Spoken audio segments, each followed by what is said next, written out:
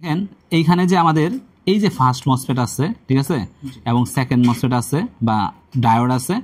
এই first MOSFET second MOSFET কার সাহায্যে এই ভোল্টেজটা সিএলআর পর্যন্ত নিয়ে আসে? এটা হচ্ছে এই চার্জিং আইসির সাহায্যে, ঠিক আছে। তো এখন আমরা দেখব যে এইটা যে আমরা দেখছি সোর্সে ঢুকছে ইনপুট, তাহলে এইটা গেট বাকি আছে, তাহলে এই গেটটা আমাদের অবশ্যই এই চার্জিং আইসির সাথে কানেক্টেড কোনোভাবে না কোনোভাবে, ঠিক আছে। যদি সরাসরিও কানেক্টেড না থাকে তাহলে আমাদের কোনো একটা সার্কিটের মাধ্যমে কানেক্টেড থাকার কথা, ঠিক আছে। সরাসরি কোনো আমরা কানেকশন পাচ্ছি না, এটা তো সোর্স এখান থেকে সিএলআর পয়েন্ট থেকে যাওয়ার কথা না, এটা হচ্ছে কোনো একটা রেজিস্টরের মাধ্যমে ভোল্টেজ ডিভাইডার হয়ে আসার কথা। চার্জিং আইসিতে কত ভোল্ট ঢুকে সাধারণত? হ্যাঁ, চার্জিং আইসিতে কত ভোল্টেজ?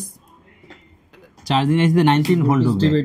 ডিভাইডার হয়তো মানে যদি হ্যাঁ, যদি দেখেন আমাদের তিন ভাবে এই গেট হয়, ঠিক আছে।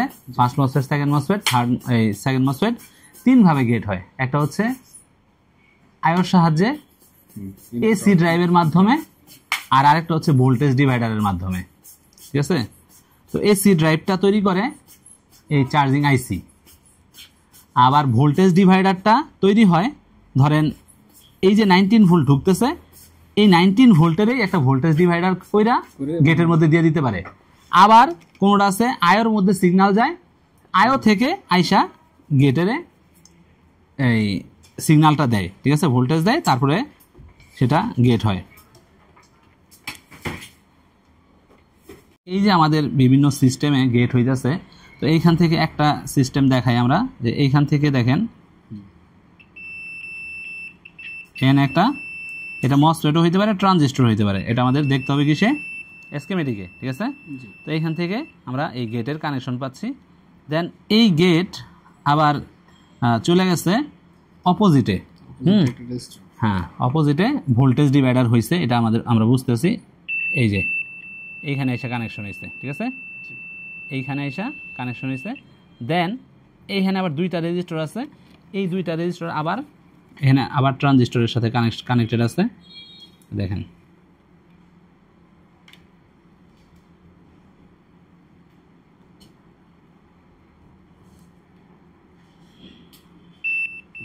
ঠিক আছে, হ্যাঁ, বিপ করতেছে। এখন এইগুলো আবার এই রেজিস্টরও আমাদের সরাসরি এই আইসির সাথে কানেক্টেড আছে। এখান থেকে আমি ধইরা যদি এই পাশে আবার আমাদের যে চার্জিং আইসি আছে, এই চার্জিং আইসি ধরে এই যে চার্জিং আইসি, ঠিক আছে, এগুলো প্রত্যেকটার সাথে এইভাবে কানেক্টেড হয়ে সে এই যে ফার্স্ট মসফেট আছে, সেকেন্ড মসফেট আছে, এগুলারে গেট করতেছে, ঠিক আছে। 19 ভোল্ট কিভাবে পাস হয়, আর আরেকটা হচ্ছে যে 19 ভোল্টের সাথে 19 ভোল্ট কিভাবে গেট হয়, ঠিক আছে, দুইটা জিনিস। তো এগুলো আমরা গ্রুপে দিয়ে দিব, গ্রুপে দিয়ে দিলে সেখান থেকে আপনারা দেখে একটা স্কিমেটিক হইলে ওই যেই বোর্ডটা নিয়ে কাজ করবেন সেই বোর্ডটার স্কিমেটিক সামনে নিয়ে নেবেন, ঠিক আছে। এই বোর্ডটা কিভাবে ভোল্টেজ গেছে, কোথায় গেছে, সেই জিনিসগুলা ট্র্যাক করবেন, ট্র্যাক করতে হইব। এই মানে সার্ভিসিং লাইনে বলা হয়, তো সার্ভিসিং লাইনে বলা হয় যে অন্তত জীবনে আপনার একটা বোর্ড এইভাবে ট্রেস করেন, ঠিক আছে। আর বেশি হলে 5 থেকে 7টা বোর্ড বা 7টা কোম্পানির বোর্ড এইভাবে পুরা মাদারবোর্ডটা ট্রেস করেন, ঠিক আছে। ট্রেস করলে আপনার দক্ষতা আসবে, মাদারবোর্ডে আপনি হাঁটতে পারবেন, ওই মাদারবোর্ডের চ্যানেলে আপনি হাঁটতে পারবেন, ঠিক আছে।